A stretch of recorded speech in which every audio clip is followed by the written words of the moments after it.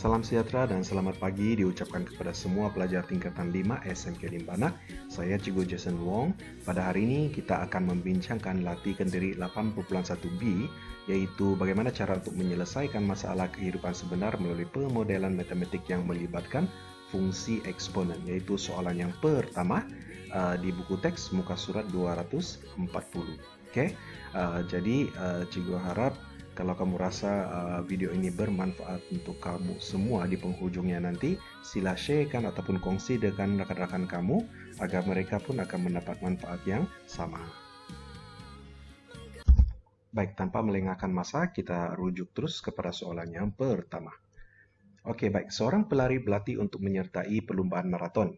Dia berlatih mengikut rutin untuk berlari sejauh 32 km seminggu.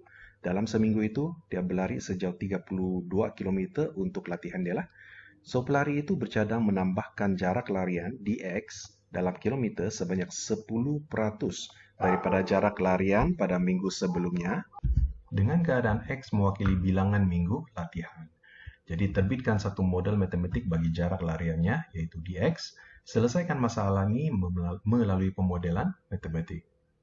Jadi jelas sekali di sini pelari ini sebenarnya dia berancang untuk memperbaiki sesi latihan dia dari minggu ke minggu dengan menambah sebanyak 10% daripada jarak larian dia lah.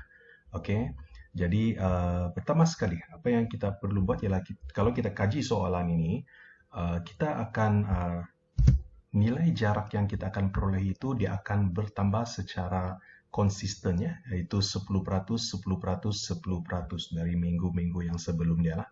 Jadi jelas sekali di sini ini merupakan satu bentuk soalan fungsi eksponen lah, seperti yang telah kita pelajari sebelum ini pada video yang lepas. Jadi tanpa melengahkan masa, kita teruskan kepada proses yang pertama.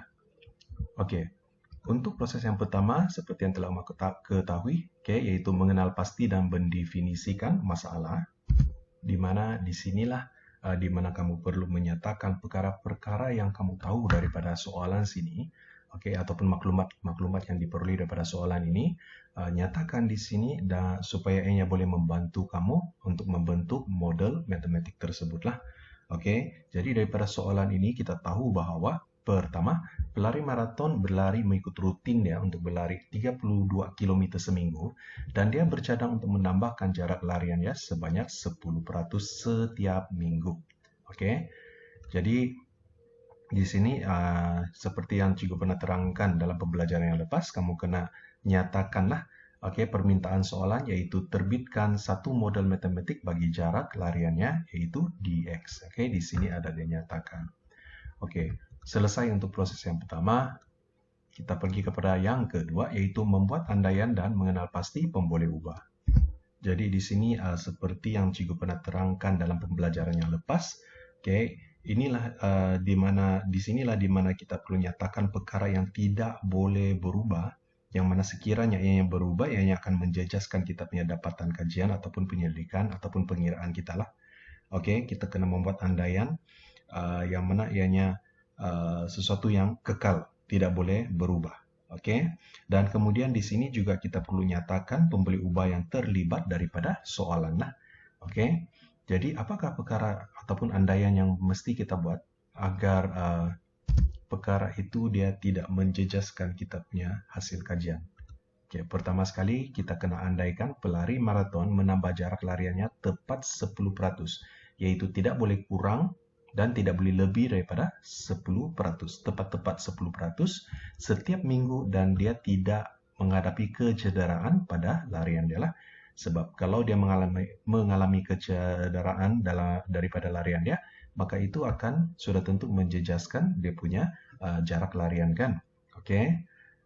Yang kedua, cuaca ketika itu, ketika latihan dijalankan oleh pelari maraton tersebut adalah baik dan tidak menjejaskan proses latihan lah. Ialah sebab apabila kalau dia menjalani latihan tiba-tiba hujan dan ada kelopak-kelopak air, mungkin itu akan menjejaskan teknik larian dia kan. Dan ini kita perlu buat andaian bahawa tidak ada masalah cuaca lah ketika pada hari latihan tersebut. Dan untuk pembuli ubah pula yang terlibat daripada soalan sini kita nampaknya sangat jelas, oke? D untuk jarak larian dalam kilometer dan X untuk bilangan minggu larian, oke, ada dinyatakan di sini. So kita perlu nyatakan di bawah proses yang kedua ini. Oke, kita teruskan. Baik, untuk proses yang ketiga, disinilah proses di mana yang mungkin ada sedikit rumit untuk Anda. Sebab disinilah kita perlu menggunakan nilai-nilai daripada soalan ini untuk membuat pengiraan bagi mewujudkan kita punya model matematik itulah. Oke, so pertama sekali, kita kena kaji dahulu jumlah jarak larian minggu mengikut minggu ya. Oke, untuk jumlah jarak larian minggu yang pertama, cara kita cari adalah kita ambil jarak rutin dia, sebab dia mau ada penambahan kan, yaitu sebanyak 10%. So, jarak rutin yaitu 32 km seminggu itu, kita tambah dengan 10% jarak rutin. Jadi, agak-agak berapa jauh latihan untuk minggu yang pertama tuh? Kalau kita tengok, kita ambil 32 km, kita tambah dengan 10% dan kemudian case 10% daripada lariannya yaitu jarak rutin yaitu 32 km. Jadi untuk minggu pertama itu dia akan lari sejauh 35,2 km, yaitu ada pertambahan berbanding dengan larian rutin dia. Oke, itu untuk minggu yang pertama. Minggu yang kedua, kalau kita kaji lagi, jumlah jarak larian minggu yang kedua yaitu kita ambil jarak minggu yang pertama. Di sini jarak minggu yang pertama kita tambah lagi 10%. Daripada jarak larian minggu yang pertama. Sudah tentu jarak larian dia akan bertambah lagi kan? Sebab dia berdasarkan kepada jarak larian minggu yang pertama. Kemudian untuk jumlah jarak larian minggu yang ketiga pula sama juga kita ambil jarak minggu yang kedua. Jarak larian minggu yang kedua kita tambah 10% daripadanya. So dia akan bertambah. Dan begitu juga dengan minggu-minggu yang seterusnya lah. Jadi di sini juga hanya akan buat kajian 5 minggu sahaja. So daripada sini kita teruskan ya. Juga ambil balik data ini. Jadi apa yang perlu kamu buat kalau kamu masih ingat pada pembelajaran yang lepas, kita perlu membentuk jadwal kan. Jadwal ini dibentuk adalah berdasarkan kepada pembuli ubah yang terdapat dalam soalan. Maka cikgu bentukkan jadwal seperti ini. Yaitu kita ada minggu, jarak rutinnya, penambahan jarak sebanyak 10%, kemudian pengiraan dia di mana jarak rutin ditambah dengan penambahan jarak 10% itulah, ini tambah dengan ini. Kemudian barulah kita ambil jumlah jarak. Baik. Kita teruskan. Cikgu di sini cikgu buat 5 minggu lah. Jadi untuk minggu yang pertama, jarak rutin dia adalah 32 km kan. Jadi penambahan jarak 10% daripada 32 km ini, kita ambil 32 darab dengan 10% ataupun 0,1 lah. Yaitu 10 bahagi dengan 100, kita akan dapat 0,1. Jadi untuk mendapatkan jarak rutin tambah dengan penambahan jarak 10%, kita tambahkan sahaja dua nilai ini, maka kita akan dapat ini. Yaitu 32 tambah dengan 32 darab 0,1. Yang mana kita akan dapat sama dengan 32 darab 1 tambah 0,1. Jadi di sini ada pelajar yang bertanya dengan saya, macam manakah nilai ini boleh diperolehi? Baik, coba perhatikan di atas sebelah sini ya. Cikgu akan ambil nilai di atas ini. Nampak? Apa yang kita buat sebenarnya kita coba ringkaskan. Jangan dapatkan nilai. Kita hanya ringkaskan sebab kita ingin membentuk model. Model matematik. So, tidak perlu ringkaskan. Biarkan dia dalam keadaan bentuk yang paling dipermudahkan sahaja. Paling ringkas sahaja. So, cikgu ambil yang ini. Di atas nih. Tengok ya. Kemudian, paling senang. Andaikan 32 ini sebagai E, nampak? Dan 0,1 ini sebagai B lah. Sekarang fokus pada kawasan ini. So, E tambah E darab dengan B, kita selesaikan E darab dengan B, kita akan dapat E tambah AB. Jadi sekarang apa yang kita buat? Kalau kita faktor keluarkan E itu, kita akan dapat 1A darab 1 tambah B kan? Oke, jadi kita sudah berjaya meringkaskan kita punya ungkapan ini.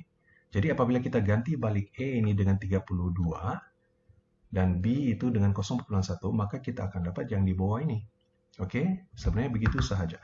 Kamu wakilkan sahaja dengan sebarang anu lah. Oke, untuk memudahkan kamu membuat ringkasan itu ataupun memudahkan persamaan tersebut. Oke, dan seterusnya. Jadi kalau di sini 32 darab 1 tambah 0,1, 1 tambah 0,1 ini kita akan dapat 1,1 kan? So, jumlah jarak dia di sini adalah 32 darab 1,1. Di sini kuasa tidak ditulis, tapi cikgu tulis sahaja satulah kuasa 1. Oke? Baik, seterusnya untuk minggu yang kedua. Jarak rutin, oke, dia akan ambil daripada jumlah jarak daripada minggu yang pertama. Untuk minggu kedua ini, oke, sebagai jarak rutinnya. Ini dia. Oke, diambil dari sini. So, apa yang kita buat daripada jarak rutin pada minggu sebelumnya ini kan? Oke, kita kena dia ada penambahan sebanyak 10%, yaitu kita ambil ini darab dengan 10%, 0,1 lah. Oke, dan kemudian untuk pengiraannya kita kena tambahlah kan kedua-dua ini. Oke, apabila kita tambah kedua-dua ini, maka inilah yang kita akan dapat. Oke, di atas ini cikgu hanya tambahkan ini dengan yang ini sahaja. Dan bagaimana dia dapat di bawah ini? Yaitu 32 darab 1,1 darab 1 tambah 0,1. Oke, sama juga seperti tadi. Coba perhatikan di atas ini, juga ada buat sedikit penerangan. Juga ambil yang di atas ini. Oke, ini dia. Jadi di sini apa yang kita buat ialah kita coba gantikan 32 ini dengan E, 1,1 ini dengan B, dan 0,1 ini dengan C. Maka kita akan dapat ungkapan dia jadi begini. Oke, so sekarang apa yang kita perlu buat? Kita hanya perlu ringkaskan saja dengan menggunakan cara pemfaktoran lah. Oke, sekarang kita telah memperolehi sebutan yaitu AB tambah dengan ABC. Nampakkah? Cikgu kasih ulang balik. AB tambah E darab B darab C. So, dia akan jadi beginilah. Oke, oke, baik. Sekarang, bagaimana cara untuk kita faktorkan yang ini? Supaya kita memperolehi satu ungkapan yang ringkas, ya, yang dipermudahkan. Oke, kita hanya keluarkan AB daripada kurungan kan? So, apabila kita keluarkan AB ini daripada kurungan, kita akan memperolehi AB darab 1 tambah C. Jadi, apa yang kita perlu buat? Kita ganti balik E ini dengan 32, B dengan 1,1, dan C ini dengan 0,1. Maka akhirnya kita akan dapat, ini dia. Oke, ungkapan yang telah diringkaskan. Inilah cara macam mana ininya dapat di bawah ini ya. Oke, baik. Dan 1 tambah 0,1 kita akan dapat 1,1 di belakang sini. So, 1,1 darab dengan 1,1 ini kita akan dapat 1,1 kuasa 2 lah. Sebab itu di sini jumlah jarak dia akan jadi macam ini. Oke, yaitu 32 darab 1,1 kuasa 2. Dan yang ini jumlah jarak untuk minggu yang kedua ini kita ambil sebagai jarak rutin bagi minggu yang ketiga. Oke, sebab dia mau penambahan sebanyak 10% kan setiap minggu. Jadi kita ambil pula yang ini sebagai jarak rutin. Kemudian darab dengan 10% lagi. Penambahan lagi sebanyak 10%. Oke, so kita darab dengan 0,1.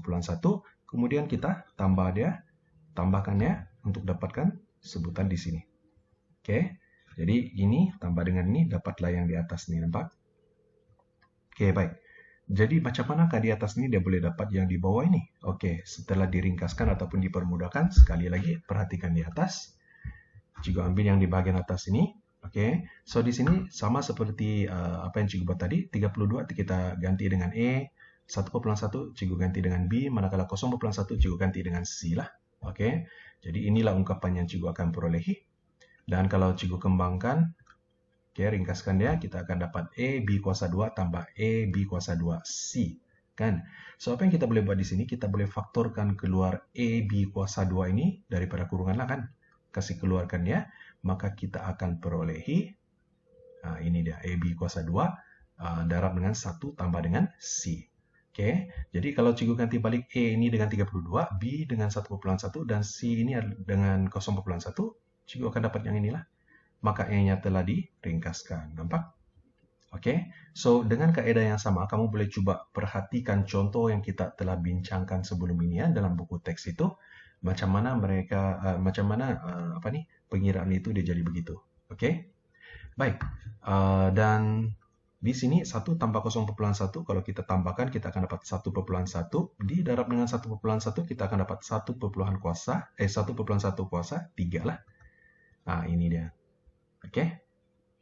So, untuk minggu keempat pula sama juga kita ambil jumlah jarak di sini ke minggu yang keempat.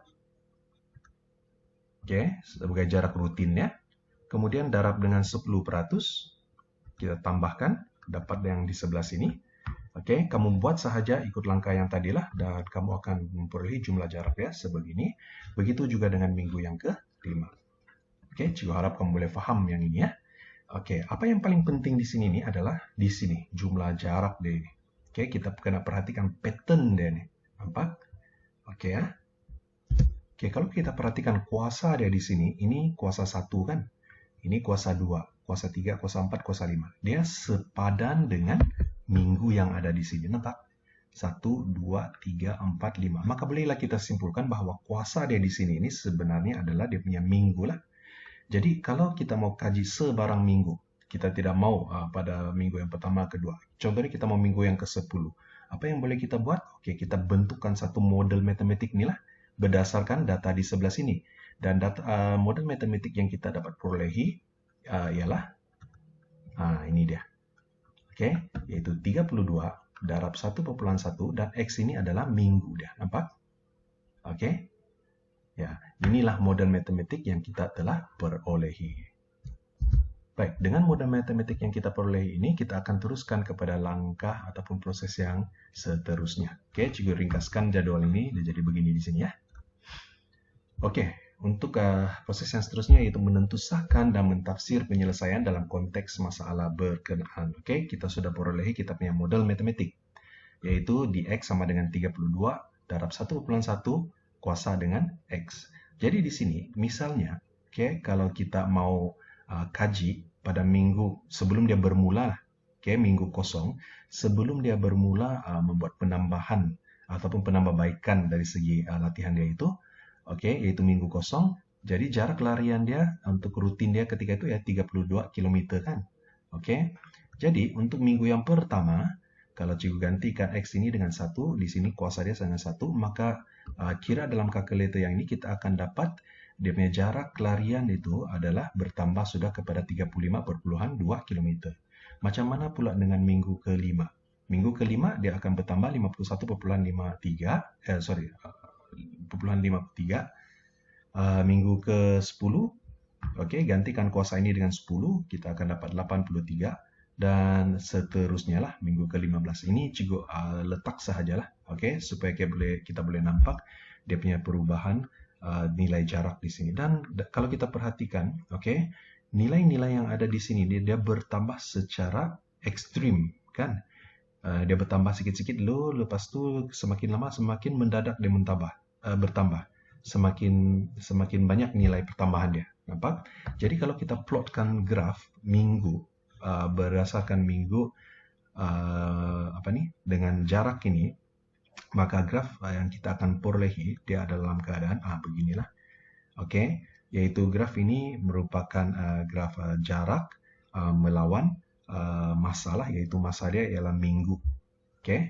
Minggu latihan dia. Ini cikgu plot dengan secara kasar sajalah untuk bagi tahu bahwa sebenarnya apa yang kita kaji ini merupakan suatu fungsi eksponen dan ini adalah graf fungsi eksponen seperti yang telah kamu tahulah.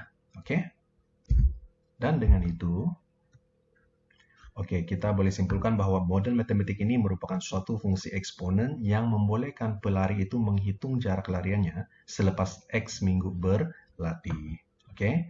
So daripada model matematik ini kita boleh memudahkan kita lah kalau kita mau kaji berapa jarak larian dia pada minggu tertentu, kita hanya gantikan X ini dengan minggu tersebut lah. Contoh dia minggu ke 5, minggu ke-10, minggu ke-12, dan seterusnya. Kita akan dapat jarak latihan dia. Oke, baik. Seterusnya. Oke, untuk proses seterusnya yaitu memurnikan model matematik. Baik, di sini kita kena nyatakan penambahbaikan yang boleh kita buat untuk mengatasi kelemahan yang terdapat dalam model matematik kita. Oke, so di sinilah kita akan membuat dia punya penambahbaikan. Jadi daripada persamaan, model itu tadi, oke, di sini kita boleh nyatakan ini adalah contoh, salah satu contoh penambahbaikan dia lah ya, yang kita boleh buat.